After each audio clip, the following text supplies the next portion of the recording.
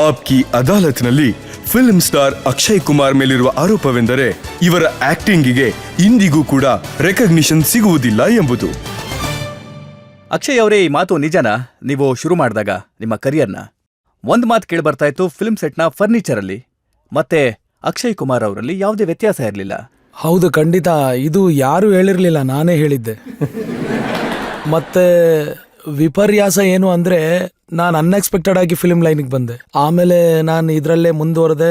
ಇನ್ನೊಂದು ವಿಷಯ ಏನು ಅಂದ್ರೆ, ನಾನು ಫಸ್ಟ್ ಟೈಮ್ ಕ್ಯಾಮ್ರಾ ಫೇಸ್ ಮಾಡಿದಾಗ ಅವಾಗೆ ಕ್ಯಾಮ್ರಾ ಫಸ್ಟ್ ಟೈಮ್ ನೋಡಿದ್ದು, ಕ್ಯಾಮ್ರಾ ಹೇಗಿರುತ್ತೆ ಅಂತ. ಮತ್ ನಾನು ಏನೇ ಕಲ್ತ್ರು ನನ್ನ ಸ್ವಂತ ಎಕ್ಸ್ಪೀರಿಯನ್ಸ್ ಇಂದ ಕಲ್. ಮಹೇಶ್ ಭಟ್ ಅವ್ರು ಹೇಳಿದ್ರು, ಆಕ್ಷನ್ ಮಾಡಿಸ್ಬೇಕು ಅಂತಂದ್ರೆ ಅಕ್ಷಯ್ ಕುಮಾರ್ ಅವ್ರನ್ನ ತಗೊಳ್ಳಿ, ಆಕ್ಟಿಂಗ್ ಮಾಡಿಸ್ಬೇಕು ಅಂತಂದ್ರೆ ಖಂಡಿತ ತಗೋಬೇಡಿ. ಸರಿ ಹೇಳಿದ್ದಾರೆ ಅಂದ್ರೆ, ಅವರು ಸರಿ ಹೇಳಿದ್ದಾರೆ. ಯಾಕಂದ್ರೆ ಆಕ್ಟಿಂಗ್ ಬಗ್ಗೆ ನನಗೆ ಚೆನ್ನಾಗಿ ಗೊತ್ತಿರ್ಲಿಲ್ಲ ಇನ್ನು. ಈಗ 25 ವರ್ಷಗಳಾಗಿದೆ, 100 ಸಿನಿಮಾಗಳನ್ನ ಮಾಡಿದ್ದೀರಾ, ಈಗ ಆಕ್ಟಿಂಗ್ ಬಗ್ಗೆ ಗೊತ್ತಾಗಿರ್ಬೇಕು. ಇಲ್ಲ ಸರ್, ಈಗಲೂ ನೀವು ಆ ಥರ ನೋಡಕ್ ಹೋದ್ರೆ, ಅಂದ್ರೆ ಈ ಅವಾರ್ಡ್ ಫಂಕ್ಷನ್ಸ್ ಎಲ್ಲ ನಡೆಯುತ್ತಲ್ಲ, ಅಲ್ಲಿ ಅವಾರ್ಡ್ ಬರಬೇಕು ಅಂದ್ರೆ ಈಗಲೂ ಆಕ್ಟಿಂಗ್ ಬರಲ್ಲ ನನಗೆ ಬರಲ್ಲ ಆಕ್ಟಿಂಗ್ ಅಷ್ಟೊಂದಿನ. ಕ್ರಿಟಿಕ್ ಮಾಡೋರು ಹೊಗಳೋದು ಇಲ್ಲ, ಮತ್ತೆ ನಿಮ್ಗೆ ಅವಾರ್ಡ್ ಕೂಡ ಕೊಡಲ್ಲ. ಈಗ ಅವಾರ್ಡ್ ಫಂಕ್ಷನ್ ನಡೀತಿರ್ಬೇಕಾದ್ರೆ ಕೆಲವರು ಆಯೋಜಕರು ಕಾಲ್ ಮಾಡ್ತಾರೆ. ಅವ್ರು ಏನ್ ಹೇಳ್ತಾರೆ ಅಂದ್ರೆ, ನೀವು ಫಿಲ್ಮ್ ಫೇರ್ ಅಂದ್ರೆ ಆ ಸ್ಟೇಜ್ ಮೇಲೆ ಏನಾದ್ರೂ ನೀವು ಪರ್ಫಾರ್ಮ್ ಮಾಡಿದ್ರೆ ನಿಮಗೆ ಅರ್ಧ ದುಡ್ಡು ಕೊಡ್ತೀವಿ, ಮತ್ತೆ ಅವಾರ್ಡ್ನು ಬರುತ್ತೆ ನಿಮಗೆ ಅಂತ. ಸೊ ನಾನೇನ್ ಹೇಳ್ದೆ ಅಂದ್ರೆ, ನೀವು ಫುಲ್ ಹಣ ಕೊಟ್ಬಿಡಿ, ಅವಾರ್ಡ್ ನಿಮ್ಮ ಮನೇಲಿ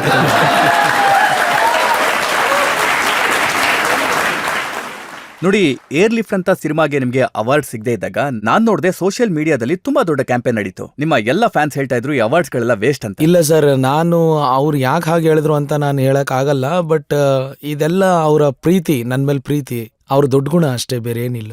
ನಿಮ್ಗೆ ಯಾವತ್ತೂ ಅನ್ಸಿಲ್ವಾ ಸ್ವಲ್ಪ ಕೊಟ್ಟು ತಗೊಂಡು?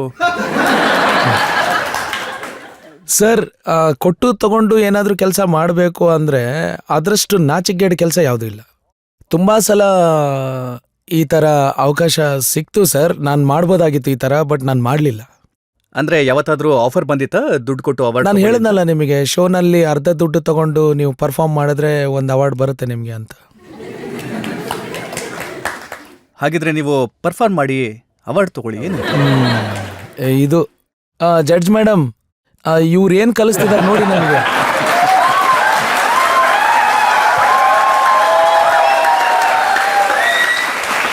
ನೋಡಿ, ಈ ಫಿಲ್ಮ್ ಕ್ರಿಟಿಕ್ ಬರೀತಾರಲ್ಲ, ಅವ್ರು ಏನ್ ಬರೀತಾರೆ ಅಂತಂದ್ರೆ, ಅಕ್ಷಯ್ ಕುಮಾರ್ ಸಿನಿಮಾ ನೋಡ್ಬೇಕು ಅಂದ್ರೆ ಬುದ್ಧಿನ ಮನೇಲಿ ಬಿಟ್ಟು ಹೋಗಿ ಅಂತಾರೆ. ನೋಡಿ, 25 ವರ್ಷ ಆಯ್ತು ನಾನು ಸಿನಿಮಾದಲ್ಲಿ ಕೆಲಸ ಮಾಡೋದಕ್ಕೆ. ಇನ್ನೂ 25 ವರ್ಷ ನಾನು ಮಾಡಿದ್ರೆ ಅವ್ರು ಹೇಳಿದ ಮಾತು ಸರಿ ಅನಿಸ್ತೈತೆ ನನಗೆ. ನೋಡಿ, ಒಂದ್ ಕಾಲ ಹೇಗಿತ್ತು ಅಂದ್ರೆ 11 ಸಿನಿಮಾಗಳು ಒಂದ್ರ ನಂತರ ಒಂದು ಫ್ಲಾಪ್ ಆಗಿತ್ತು. ಇಲ್ಲ ಸರ್, 16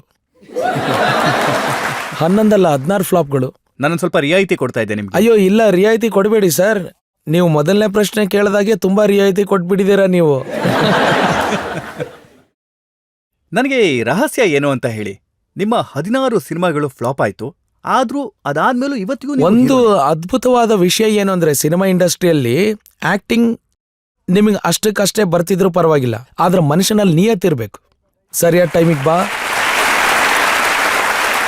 ನೀವು ಸರಿಯಾದ ಟೈಮಿಗೆ ಬಂದು ನೀಟಾಗಿ ಕೆಲಸ ಮಾಡಿ, ಬಿ ಪ್ರೊಫೆಷನಲ್ ಇನಫ್, ಆ್ಯಂಡ್ ನೀವು be a producers actor, and you will never have any problem in this industry. Because ಈ ಇಂಡಸ್ಟ್ರಿ ತುಂಬಾ ಸುಂದರವಾದ್ದು ಮತ್ತೆ ತುಂಬಾ ಕೊಡುತ್ತೆ ಇಂಡಸ್ಟ್ರಿ. ಆದ್ರೆ ನೀವು ಅದಕ್ಕೆ ಬೆಲೆ ಕೊಡ್ಲಿಲ್ಲ ಅಂದ್ರೆ, ನಾನು ತುಂಬಾ ಜನರನ್ನ ನೋಡಿದ್ದೀನಿ, ನನ್ನ ಸ್ವಂತ ಎಕ್ಸ್ಪೀರಿಯನ್ಸ್ ಅಲ್ಲಿ ನೋಡಿದ್ದೀನಿ, ಎಷ್ಟೊಂದು ಜನರನ್ನ ನೋಡಿದ್ದೀನಿ ಮೇಲಿಂದ ಕೆಳಗೆ ಬೀಳೋದನ್ನ. ಅಂಡ್ ಐ ಆಮ್ ಶ್ಯೂರ್ ನೀವು ಸಹ ತುಂಬಾ ಜನನ ನೋಡಿರ್ತೀರಾ. ಅಂದ್ರೆ ಒಂದ್ ವೇಳೆ ನೀವು ಪ್ರೊಫೆಷನಲ್ ಇಲ್ಲ ಅಂದ್ರೆ, ನೀವು ಪ್ರೊಡ್ಯೂಸರ್ ಬಗ್ಗೆ ಕಾಳಜಿ ಮಾಡ್ಲಿಲ್ಲ ಅಂದ್ರೆ ನನಗ್ ತಿಳಿದಿದ್ದೇ ಮಾಡ್ತೀನಿ ಅನ್ನೋ ಹುಚ್ಚಾಟ ಇದ್ರೆ ನಿಮಗೆ ಗೊತ್ತೇ ಆಗಲ್ಲ ನೀವು ಹೇಗ್ ಕೆಳಗೆ ಬಿದ್ದಿರ್ತೀರಾ ಅಂತ ಇಂಡಸ್ಟ್ರಿಯಲ್ಲಿ.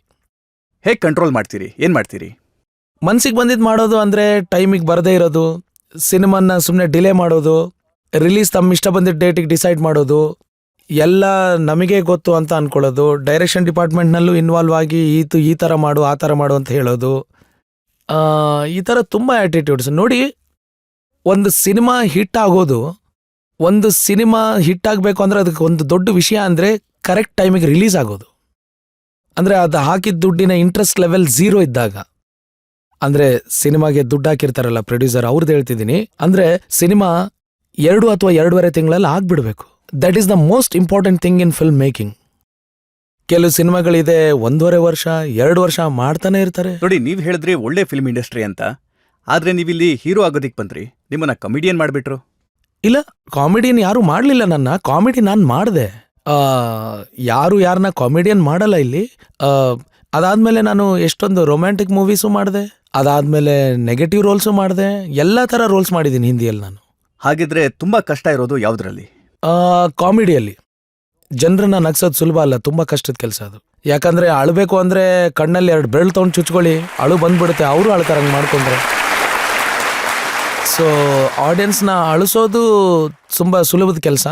ಫ್ಯಾಮ್ಲಿ ಸೆಂಟಿಮೆಂಟು, ಮದರ್ ಸೆಂಟಿಮೆಂಟ್ ಇಟ್ಟು ಅಳಿಸ್ಬೋದು. ಆದರೆ ನಗ್ಸೋದು it's the most difficult thing. ಅದು ನಮ್ಮ ಇಂಡಸ್ಟ್ರಿಯಲ್ಲಿ ರೆಕಗ್ನೈಸ್ ಆಗಲ್ಲ. ನೋಡಿ, ಕಾಮಿಡಿ ಮಾಡೋರಿಗೆ ಅವಾರ್ಡ್ ಕೂಡ ಸಿಗೋದಿಲ್ಲ. ಇಲ್ಲ, ಖಂಡಿತ ಕೊಡೋದಿಲ್ಲ ಅವಾರ್ಡ್. ಅವ್ರಿಗೆ ರೆಸ್ಪೆಕ್ಟೇ ಇಲ್ಲ. ಮತ್ತೆ ನಾನು ಎಷ್ಟೊಂದು ಸಲ ಎಷ್ಟು ಜನನ ನೋಡಿದ್ದೀನಿ, ಎಷ್ಟು ಜನ ನನಗೆ ಹೇಳ್ತಾರೆ ಅಂದರೆ, ತಮ್ಮ ಮಕ್ಕಳ ಬಗ್ಗೆ ಅಂದರೆ ಮೀಟ್ ಆದಾಗ ಹೇಳ್ತಾರೆ, ನೋಡ್ರಿ ನಿಮ್ಮ ಸಿನಿಮಾ ಹೇರಾಫೇರಿ ನೋಡಿದ್ಮೇಲೆ ನನ್ನ ಮಗ ಊಟ ಮಾಡ್ತಾನೆ. ಸೊ ಒಂದು ವೇಳೆ ಮಗು ಊಟ ಮಾಡಿ ಒಳ್ಳೆ ಡೈಜೆಷನ್ ಆಗ್ತಿದೆ ಅಂತಂದ್ರೆ ನನಗೇನು ಪ್ರಾಬ್ಲಮ್ ಕಾಮಿಡಿ ಮಾಡೋಕ್ಕೆ? ನೋಡಿ, ಆದ್ರೆ ನಿಮ್ಗೆ ಯಾವತ್ತೂ ಅನ್ಸಿಲ್ವಾ ನಾವು ಮಾಡುವಂತ ಕಾಮಿಡಿ ಬಂದು ಅಷ್ಟೊಂದು ಕ್ಲಾಸ್ ಆಗಿಲ್ಲ, ಮತ್ತದ್ರಲ್ಲಿ ಎಂತ ತಮಾಷೆ ಮಾಡ್ತೀವಿ ಅಂತಂದ್ರೆ ಫ್ಯಾಮಿಲಿ ಜೊತೆ ಕೂತು ನೋಡೋದಕ್ಕೆ ಸಾಧ್ಯ ಇಲ್ಲ? ಇಲ್ಲ, ನನ್ನ ಸಿನಿಮಾಗಳು ಎಷ್ಟಿದಾವಲ್ಲ ಅವೆಲ್ಲ UA ಸರ್ಟಿಫಿಕೇಟ್ಗಳು. ಸೊ ನನ್ನ ಸಿನಿಮಾಗಳಲ್ಲಿ ಈ ಥರ ಆಗಲ್ಲ ಸರ್ ಪ್ರಾಬ್ಲಮ್. ನನ್ನ ಸಿನಿಮಾಗಳು ಬೈ ಗಾಡ್ಸ್ ಗ್ರೇಸ್ ಎಲ್ಲ ಫ್ಯಾಮಿಲಿಯವ್ರು ನೋಡೋ ಥರ ಇರುತ್ತೆ.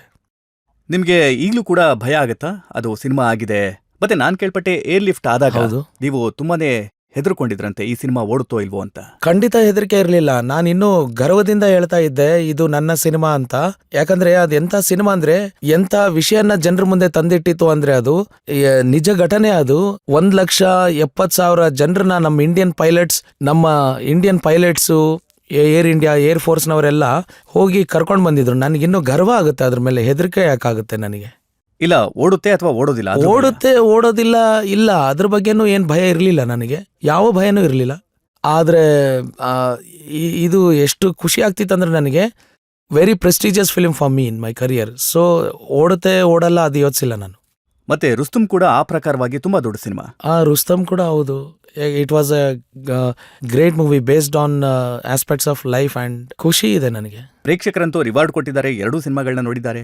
ರಿವಾರ್ಡ್ ಬಗ್ಗೆ ಚಿಂತೆ ಇಲ್ಲ ಸರ್ ನನಗೆ, ರಿವಾರ್ಡ್ ತುಂಬಾ ಚೆನ್ನಾಗಿ ಕೊಡ್ತಾರೆ ಜನ ನನಗೆ. ಆದ್ರೆ ನಿಮ್ಗೆ ಅನ್ಸೋದಿಲ್ವಾ, 26 ವರ್ಷಗಳಾಯ್ತು, 100ಕ್ಕಿಂತ ಹೆಚ್ಚು ಸಿನಿಮಾಗಳನ್ನ ಮಾಡಿದ್ದೀನಿ, ಆದ್ರೆ ಇವತ್ತು ಕೂಡ ಅವಾರ್ಡ್ನ ಜಗತ್ತಲ್ಲಿ, ಕ್ರಿಟಿಕ್ಸ್ನ ಜಗತ್ತಲ್ಲಿ ಏನು ರೆಸ್ಪೆಕ್ಟ್ ಸಿಗ್ಬೇಕಿತ್ತಲ್ಲ, ರೆಕಗ್ನಿಷನ್ ಸಿಗ್ಬೇಕಿತ್ತಲ್ಲ, ಸಿಗ್ತಿಲ್ಲ ಅಂತ ಸರ್ ಇದಕ್ಕೇನಾದ್ರೂ ಮಾಡಿ? ನನಗೇನು ಅನ್ಸುತ್ತೆ ಅಂದ್ರೆ, ನನಗೆ ಇದ್ರ ಚಿಂತೆ ಮಾಡೋ ವಿಷಯ ಅಂತ ಅನ್ಸೋದೇ ಇಲ್ಲ ನನಗೆ. ಅಂದ್ರೆ ನನಗೆ ಅನ್ಸಲ್ಲ ಈ ವಿಷಯಕ್ಕೆಲ್ಲ ನನ್ನ ಮಾರಲ್ ಎಲ್ಲ ಡೌನ್ ಮಾಡ್ಕೊಂಡು ಡಿಪ್ರೆಸ್ ಆಗಿ ನನಗೆ ಅವಾರ್ಡ್ ಸಿಗ್ಬೇಕಾಗಿತ್ತು ಅಂತ ಒದ್ದಾಟ ಅವೆಲ್ಲ. ನನ್ನ ಹೆಂಡತಿ ಕಡೆಯಿಂದ ಒಂದೊಂದ್ಸರಿ ಮಾತುಗಳು ಬರುತ್ತೆ. ಅದೊಂದು ಅವಳು ಹೇಳೋ ಮಾತಿಂದ ಅಷ್ಟೇ ಸ್ವಲ್ಪ ಚುಚ್ಚುತ್ತೆ, ಬೇರೆ ಯಾರು ಏನಾದ್ರೂ ನಂಗೆ ತಲೆ ಕೆಡಿಸ್ಕೊಳ್ಳಲ್ಲ.